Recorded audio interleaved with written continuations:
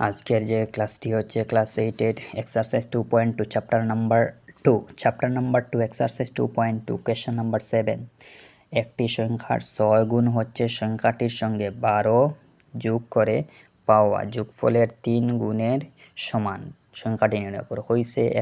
বলেছে যে একটি সংখ্যার 6 গুণ, সংখ্যাটা জানি না আমরা, তাহলে এক্স বা ওয়াই ধরে নিতে পারবো হচ্ছে সংখ্যাটির সঙ্গে। আবার ওই সংখ্যাটার সঙ্গে যদি 12 যোগ করা হয় তাহলে যোগফলের 3 গুণের সমান। যোগফল যে সংখ্যাটা হইবে সেই সংখ্যার 3 গুণের সমান সংখ্যাটা আমরা নির্ণয় করি। তখন আমরা ফার্স্টে ধরা হলো সংখ্যাটি এক্স আমরা জানি না, তাই সেই সংখ্যাটিকে এক্স বা ওয়াই ধরে নেব।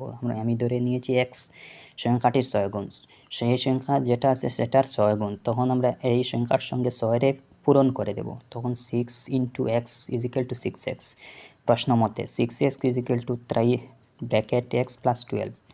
আবার 6x যেরকম আছে সেরকম 3 দিয়ে আমরা x প্লাস 12কে আমরা পূরণ করে দেব। 3 যদি x এর লগে পূরণ করি তাহলে 23x হবে, প্লাস 3 12 36 36 পেয়েছি আমরা।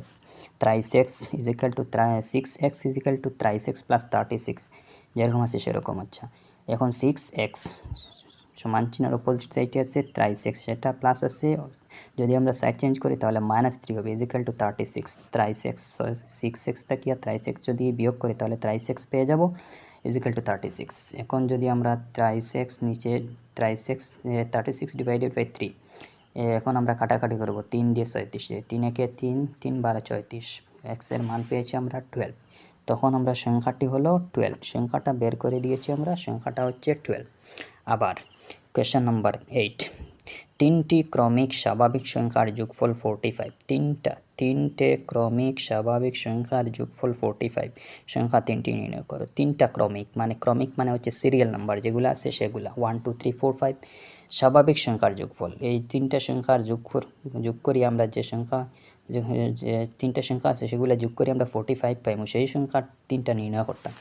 ধরা হলো সংখ্যাটি তিনটি হলো যথা x, x plus 1, x plus 2।